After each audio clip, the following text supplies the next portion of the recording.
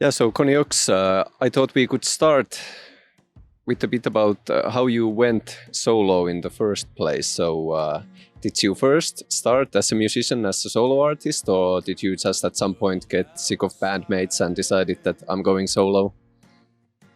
It's more the second option, but it's not really that I got sick of bandmates. I started as a singer actually. I didn't play guitar or anything. I was just singing for many years with various projects, and at a certain point, it's a little bit like you said. I didn't get sick of the bandmates, but I got a bit confusing for me, the whole dynamics also with record labels and finding compromises inside a band, which is important and good. But sometimes it's also complicated, and at a certain point, I noticed that it affected my writing, my songwriting. So I couldn't really find a straight line because I had too much about the whole also business side. So I needed a different space for me to write. And so I just started to play in little clubs in my hometown, just actually improvising songs. And not really with the intention to make it a solo project or to go on tour, but I found it was very liberating to be there alone and to do only having to refer to yourself. So yeah, I did it to get away from the whole band situation a little bit, and then I stuck with it because I really liked it. And then was the same year that I met Waino. Actually, it was a very fateful year. And that started the whole thing, that I had also the chance to play many clubs, and from that moment on I kept doing that.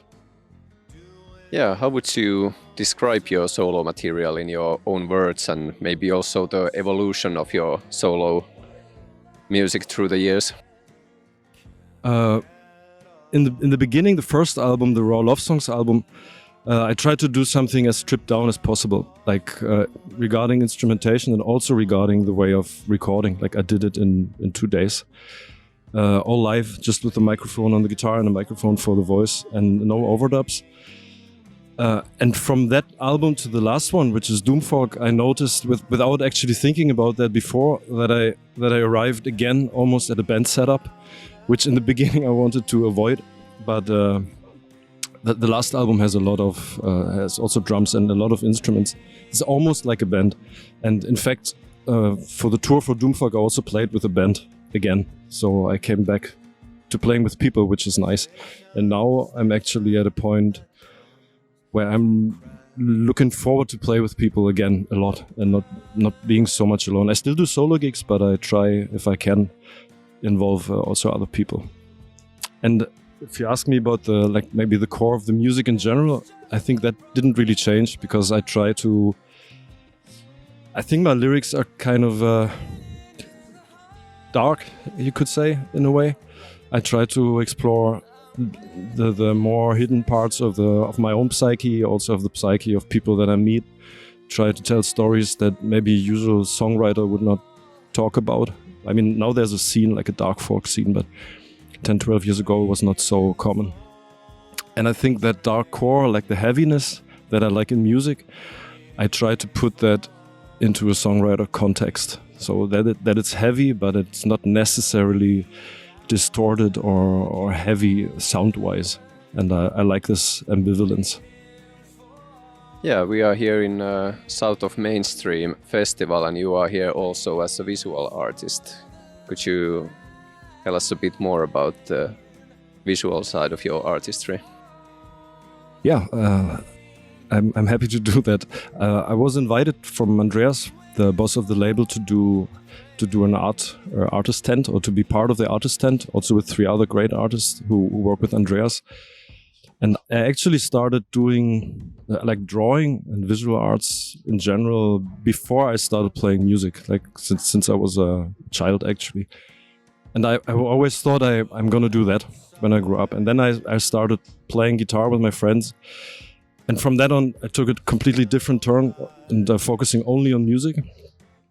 And over the years, I came back to do that. And especially in the last 2 years, when everybody was constricted to play a lot less, I focused a lot on drawing and especially also on collaborations with other artists and musicians, especially for record covers and tour posters.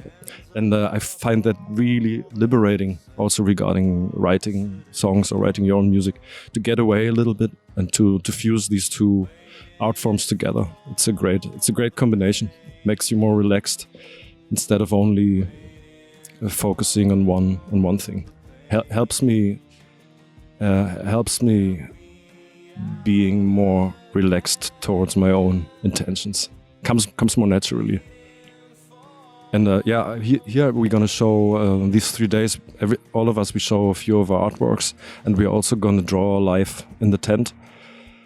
Try to get the vibe of the festival. Maybe do something. Maybe sell a few prints too. So I'm looking forward to that. Well, now that we are on the topic, what are your thoughts on this South of Mainstream festival we have here? I'm really happy that it's happening, because the last time Andreas did it was 10 years ago, actually. Was also like a celebration of his birthday. And now we meet again 10 years later with a lot of people that I didn't see since many years, many bands of the label. And that is great, because it's like a family meeting. I think everybody is really happy that he again made the effort to set up a festival, which is not really easy in these days.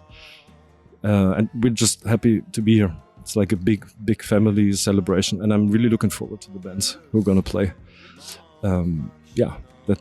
That's it. It's a label, and it's also a man who's running the label who deserves a celebration weekend.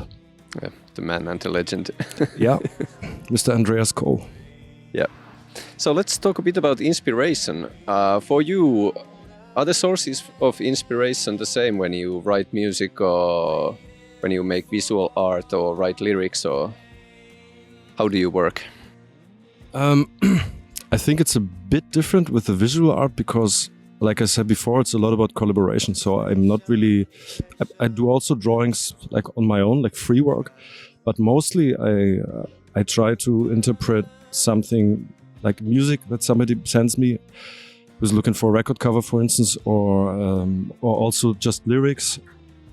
And I try to visualize that, like actually the idea that somebody else has, and try to give it, like, spice it with my own style, but do something that gets born out of two different views on a topic. That is a bit different to songwriting, because the songwriting is a lot about my interior, my own perception.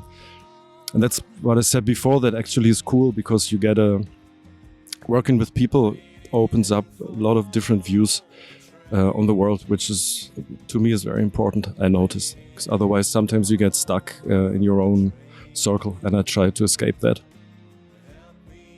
Yeah, we are coming out of the pandemic, seems Hopefully. like, lastly. So as an artist, how have you experienced this, like, life coming back? First I have to say, life didn't really go away. I tried to, even if it had, we all had to choose different means of communication and working together. I noticed that there was a big willing people to work together, maybe even more than before, because they had more time at hand. So actually a lot of things happened. They were inspiring. People couldn't meet, but there was a lot of exchanging through the internet. And I did actually Trialogus. We made an interview about that too. That is a band that got born out of that pandemic situation. So that there was many inspiring moments there too. Which for me gave me a lot of hope, because people, especially artists, and also then the audience, maybe at a streaming concert, you could really see how important art is in their lives, the lives of the artists, and also the audience. Like, they really needed that, especially in dark times like that, complicated times. And now that is hopefully changing again. Like, we can play again, and that is of course great. It's also a bit irritating in a way, because I think I thought it would be a little more enthusiastic immediately. Like, people would go and say, "Wow, finally I have to go to every show. I have to see every band. I don't care. I just want to go out." And still, I see people are a bit hesitant to that. In different countries it's different, but it feels like people have to get again into the swing of also going out and exposing themselves, not only to the virus, but in the sense to expose themselves to society. Like I have that too. I'm solitary in general, and I noticed that the pandemic situation, when we were closed, kind of didn't really help that. I can say that for myself. Like it's not easier for me to go out now, and I imagine that of course it's for other people it's the same. So the whole socializing has to be. I have to learn that a little bit again, and maybe that's the same for other people. And I think maybe from the next year on it's going to be better, because also the club situation is also complicated because many clubs, some closed totally, maybe to reopen next year, but also that they have to get on their feet again too. So it's not really like the virus is gone and everything's back to normal. It's absolutely not like that. But there's a lot of promising new ideas too, especially about collaborations in the underground scene. I think because they understood that they have to work together.